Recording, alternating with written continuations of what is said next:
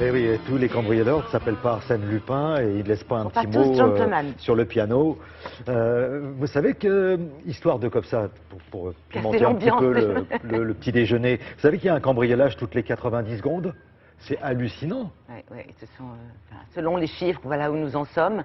Et en fait, ce qu'il faut bien savoir, c'est que 80% des cambrioleurs passent par la porte. Ça veut dire quoi? Que la première démarche, le premier geste à effectuer pour se protéger, c'est d'avoir une porte solide. Avant de se lancer dans des alarmes, la première chose qui compte, c'est la porte. Donc cette porte, si possible, il vaut mieux qu'elle soit blindée. Après, il existe plusieurs catégories de portes blindées. Nous avons visité un laboratoire européen indépendant situé en France, qui est le seul laboratoire français à décerner une certification qui s'appelle A2P, qui est reconnue par les professions de sécurité et par les assureurs. Donc il y a différentes catégories et ça s'analyse en temps de résistance. C'est-à-dire vous avez 5 minutes, 10 minutes, 15 minutes de résistance de la porte avant qu'elle ne puisse s'ouvrir. Mais quand on parle de 15 minutes, qui est le temps maximum, il faut bien comprendre que c'est en laboratoire. Donc il faut multiplier par 3 ou 4 par rapport à la réalité. Dans la vie, ça fait à peu près une petite heure de résistance. Pourquoi ? D'abord parce qu'en laboratoire, il n'y a pas le même stress que pour un cambrioleur. Ensuite, tous les outils qui sont normés sont réunis. Ensuite, le cambrioleur ne va pas forcément s'intéresser à tous les points d'attaque de la porte, c'est-à-dire les deux côtés, la façade et la serrure. Le testeur, oui, lui, il va véritablement tout tester. Enfin, dernière chose, les images que vous allez voir sont entre guillemets connues des cambrioleurs. Les systèmes d'attaque sont connus.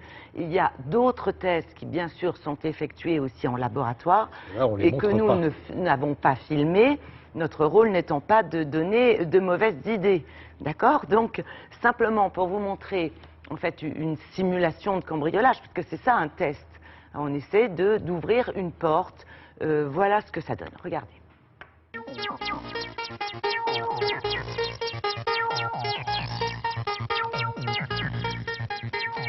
Le bloc-porte qui est derrière nous, c'est un bloc-porte certifié A2P BP3, c'est le top niveau de la certification.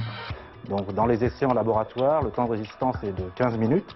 Mais il ne faut absolument pas le lier au temps réel de cambriolage, où là, les opérateurs du laboratoire n'ont pas peur de faire du bruit, ils n'ont pas la peur du gendarme, ils sont dans des conditions de travail, je dirais, extrêmement confortables. Les critères de certification sont des essais réalisés sur la porte. On réalise un essai côté serrure, et un essai côté pommelle, un passage à travers la porte et des attaques au niveau de la serrure. Nous testons environ 40 portes chaque année.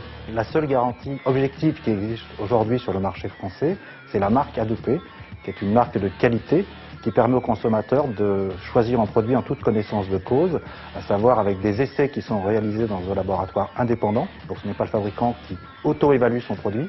Chaque année, le laboratoire va en usine s'assurer que le produit est bien toujours fabriqué de la même façon. Le label A2P est une démarche volontaire du fabricant qui veut mettre en avant les performances de ses produits par rapport à ses clients.